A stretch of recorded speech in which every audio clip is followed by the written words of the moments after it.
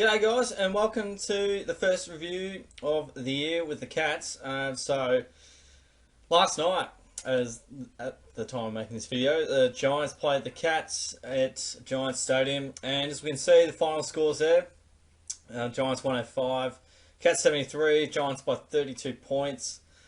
In what was sort of it's really hard to say. It was disappointing, I suppose, the result. Disappointing start of the season, but who knows how long there is left of the season and all those things. So it's hard to talk, I suppose, in terms of the bigger picture, in terms of looking towards the end of the season, all those sorts of things. But look, we'll just take it week by week. I think at this stage, I didn't even know if the Cats were playing. Obviously footy's sort of on the back burner with life at the moment, with so much else going on and so much else affected. We're obviously all aware of those things, and it's tragic, and we're all in it together, and hopefully that unites us at least, and we can go from there. But I'll stay away from COVID-19 discussions. Just we know what's happening, we know how much effect it's having, and it's disastrous. So look, as far as this game goes, and in terms of the result, if you go to my tips video for round 1 of this year, You'll hear me say the Giants by 5 to 6 goals. So I think I landed exactly where I expected this to land. So the Giants obviously 5-goal win. They got really good start on us, and it seems to be the trend of the round. There seems to be one team that really sparks off nicely quite early on, and then they sort of stagnate a little bit, but then they go on with it later on and get the job done. So the Giants were incredibly good. FYI, I'm really not digging this new outline at all. I can't even filter player stats and stuff, so that's going to frustrate me. But bear with me on that one. User interfaces. It's all about the tablets and mobile devices now. Nothing. Stuff your desktops off. Everyone's going mobile. So the Giants started off in a flurry. They kicked 3 goals straight pretty quickly. They looked dangerous whenever they went inside 50. I think they had 40 entries and they got 20 scoring shots. So every second time they go in, they're scoring either a goal or a behind. There's only 3 behind, so pretty much scoring a goal almost every second time they go in, which is bloody scary. And what I'm here to do is, I suppose, break that all down and go through why that happened, which Scotty didn't really cover in the presser very well. But so as you can see here, you get a bit of breakdown of it. We came back, I suppose, reasonably well towards the end of that term, and probably second half of the first term we got it on our terms, and we really had the game on our terms in the second quarter. You wouldn't have thought, because they kicked 4 goals, won, but the amount of play we had didn't obviously get bang for buck. So 6 scoring shots, and they got 5 scoring shots. It doesn't really feel like it, because we had probably a lot more of the play down our side of the field, but we just weren't efficient enough. That's what it comes down to. The Giants were so much more efficient, so much more classy, and just so much better with the ball, and they just executed the final bit of play. A big reason why that happened, though, is the lack of pressure from up the field.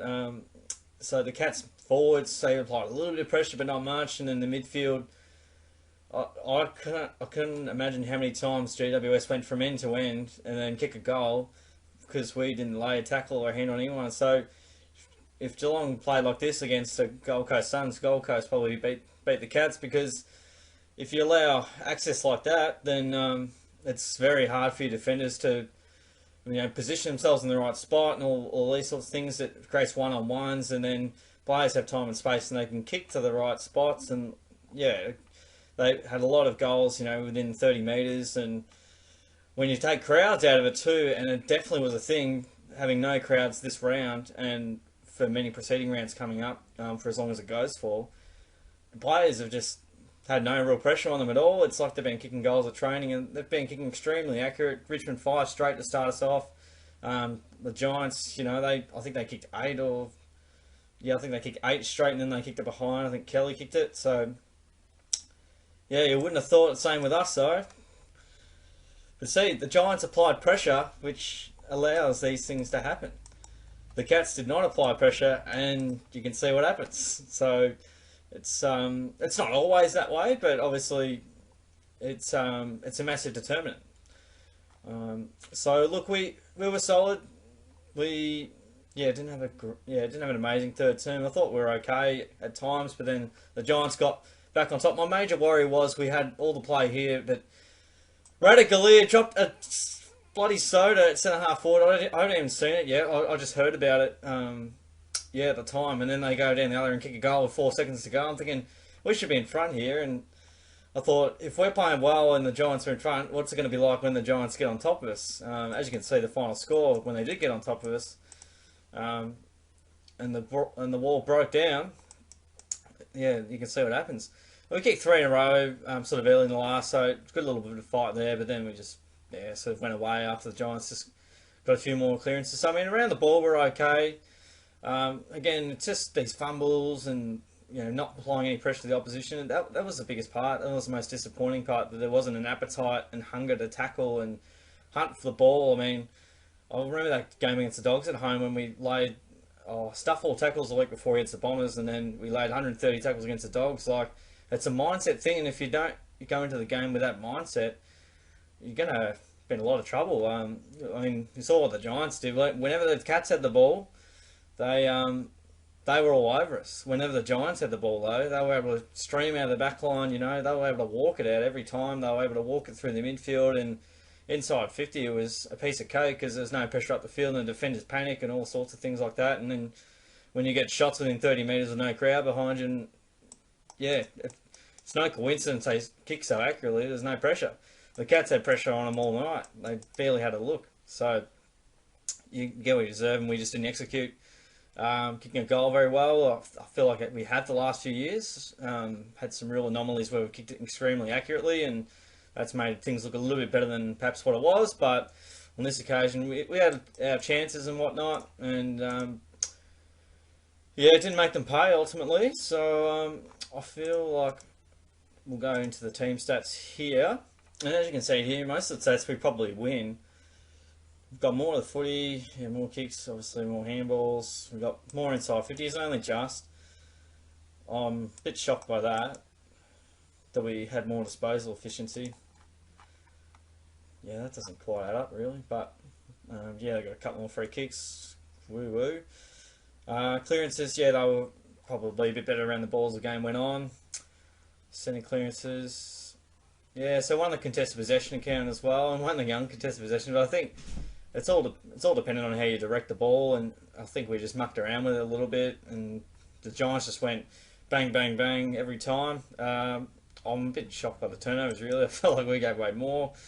So yeah, as you can see here, and we took more marks, but again, there were a lot of like little cheap sort of like sideways kicks and nothing really happening there. The thing that really disappointed me too, and again, this probably comes from pressure up the field, the marks inside 50, this is normally our one wood. We don't allow this sort of many marks. We don't allow the big talls to take easy grabs and big grabs and all sorts of things. We're normally all so well set up behind the ball and all sorts of things. So that was another really disappointing thing. We were very poor in the air, taking marks. We dropped so many marks. And another thing that was very frustrating, there was so many missed tackles. So our tackle count inevitably was very low. As we can see here, 29 tackles. It sounds like the number we had against the Bombers a few years ago. And yeah, the Giants laid 43. It felt like a lot more, but even when they weren't tackling, they were applying pressure.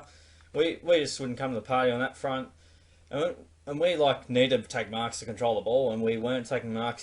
Henry's dropping marks, and Taylor dropped a few marks here and there. Blitzar's dropping marks, and there was just a bunch of blokes. And once one person does it, it infects the whole team. It's crazy. And so when you see that, you go, what is happening? Alright, so that's a bit of a run through the numbers. They don't really explain very much. They kind of misrepresent the full result. Well, because the disposal efficiency from the Giants was so much better than us, but maybe ours is up because we had those chip around kicks, and the Giants much more direct with their ball movement and much more brave. We were brave at times, but not sustainable enough throughout the game. So we'll go through the players. The votes were pretty tough, to be honest. Wasn't many standout players. So as you can see here, I can't even filter things. I don't think I can anyway. Well, that's really annoying. It's in alphabetical order. But before going into this, I picked my 3, 2, and 1. So Mitch Duncan got the 3 votes. He got the 21 touches. Is that marks? So he's marks, 6 marks, 3 goals. He really hit the scoreboard from the midfield. He was the most cleanest, most efficient player. Sort of went in and out of the game, but I felt like a lot of players went in and out of the game, but he was probably, had the best output. I'm going to give Ablett 2 votes, 24 touches, 4 grabs, gave a tackle in there as well, 1 goal too. Look, his presence around the ground was pretty good. He was fumbly at times though, but maybe a lot of players were fumbly, I think. But yeah, look, he gave it a really solid crack, and he had a red hot go at it. Most of the time, was okay with the ball. Again, he had some fumbles and some missed targets and stuff, but that was a bit of a contagious disease, non-coronavirus related. But I've given the 1 vote to Zach Tui. I think he's right down the bottom. Where is he? There he is. He got the 16 touches, and again, these numbers sort of seem low with these smaller quarters. It's quite deceiving. He actually kicked the ball, and he kicked it well. 4 marks. He had a tackle in there as well. Almost 500 metres gained as well. I just thought he was generating some creativity and run off half back and direct ball movements. Some really good delivery inside 50 from him. And look, when he kicks it inside 50, he changes up the angles. He doesn't go that long, high, stupid kick to 15 out where Nick Haynes marks it 100 times out of 100. So look, I liked his output, and he was actually having a red hot go. Just using the ball probably better than most of the team. So I suppose I'll normally take a bit of a look at others and just give them a quick summary. Atkins was quiet, didn't really do much. He was brought in to tackle, wasn't he? How did he get 0 tackles? Blitzarves took a couple of marks, but Cameron kicked 3, and then he played in the ruck in the last quarter. Don't know why they think that works. Clark was quiet, but got a little bit of the ball. He was okay. I thought Dalhouse was pretty reasonable. He hit up at the ball, 16 touches, 6 marks, and also kicked a goal. So I mean, his contribution was pretty reasonable. Dangerfield kicked a goal early. Really good first term, but then he was blanketed by DeVore for the rest of the game. Fought on well. He definitely tries hard. He obviously had some bad disposals sort of throughout the game. He definitely cracks in though. But why is Ray Stanley out? Is he injured? Like, let me know. Do I need to check the injury list? Zach Guthrie, I've got a few words. So you got 7 touches, laid a tackle, he took 1 mark, if that's a mark. Yep. Let's go all the way up there. I still don't know how he's on the list. I don't know what he offers. He's not fast. He doesn't tackle. He's not strong. He can't take, big marks. He can kick it about 35, 40 metres. What is he in the team to do? Why is Constable on the sidelines? Why is Parfitt on the sidelines? Again, I probably should check the injury list, but I can think of 20 other blokes that could be in the team before him. I think he'd be very lucky to get a game at the Gold Coast Suns. So why is he in the team? I'm also, it sounds like I'm pigeonholing just him, and there were a lot of players that didn't play well, but the idea of selecting him in the first place, you know what he can do, and he hasn't bulked up at all. Why is he still being selected? Where is he playing? Why isn't Buse playing? Buse is a better player than Guthrie. Do you want to win games, or Buse isn't going to win you the game, but he's a better selection than Guthrie, and Stanley's a better selection than Fort, and Jenkins is going better than Radagalier at the moment. So I think Jenkins should be in by default, and if he's playing badly, he play Sav, or Sav has to force Jenkins out, in my opinion, with his age. But anyway. Hawkins was okay, kicked 2 goals too, could have had a bigger night, 6 marks, but look, it was reasonable. I mean, there was worse players. Henry was okay, what was that, 6 marks? It didn't feel like 6. He got a bit of cheap ball and stuff, he was alright though. Menegola had 12, he was quiet, slow sometimes a good kick, sometimes not. Even Myers is another player, he kicked a goal and he looked alright, but again, he just didn't really seem to get many opportunities. But I don't think we delivered the ball very well going forward. Tend to not give our team much of a go. I didn't feel like Narkle had 12. That's 5 tackles, but he was our leading tackler, so that's pretty disappointing. I didn't feel like he was on the ground half the time. O'Connor was okay. Radicalia, he kicked 1 point, so great output. And what's that? That's 1 mark. Gary Rowan took 5 and kicked a goal from the goal square. But yeah, anyway, Rowan was alright, but again, he goes out of the game. Selwood, I felt like he got a few nice clearances and his output was decent, but hearing a lot of decent's okay is all rights from me, but it means we're not playing very well. Stewart was pretty solid, 18 touches, 6 marks, and it's hard when these stats are sort of skewed. It makes you go, oh, it's not a great game, and then you go, oh, it's 16 minutes less game time, yada yada yada. Taylor was, he was solid. He got a few marks in there, and as I said about Tui, yeah, it was not bad. So if I can navigate my way to next week, and I should be out of here, I really should have had it loaded.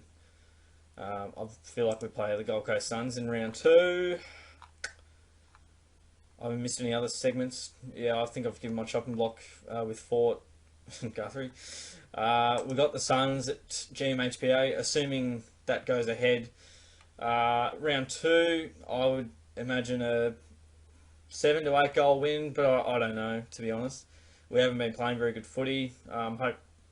Based on the Suns losing at home, where they're normally not bad at, they're normally more competitive there.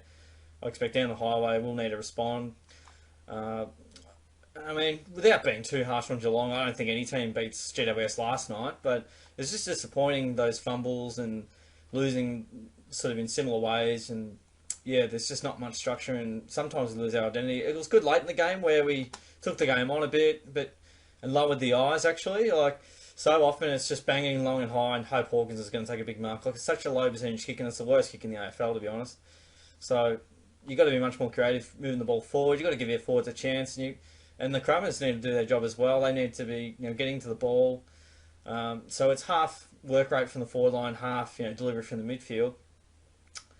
And then if you don't get it, keep it in there. Like, that's what you got to do if you want to win games of football. You got to have that forward half turnover game going. It's a shadow of Geelong last year. It's only 1 game. I'm not too concerned. As I said, I expect to lose by 5 or 6 goals. So it's not like I learnt anything new or had different expectations going in. But yeah, you don't like losing, and especially Geelong, who just always win. You kind of go, well, it's sort of hard to stomach sometimes, but should be back on the winners list next week, assuming it all goes ahead. I hope you enjoy the review, guys. Chuck any thoughts you got in the comments below regarding the Cats and how they went, and how season 2020 looks, how grim it looks. Life is a bit grim at the moment, but look, we're all in together. We'll get through it and be better as a result on the other side. So hope you enjoy, guys. Thanks for sticking around. I'll catch you on the next one.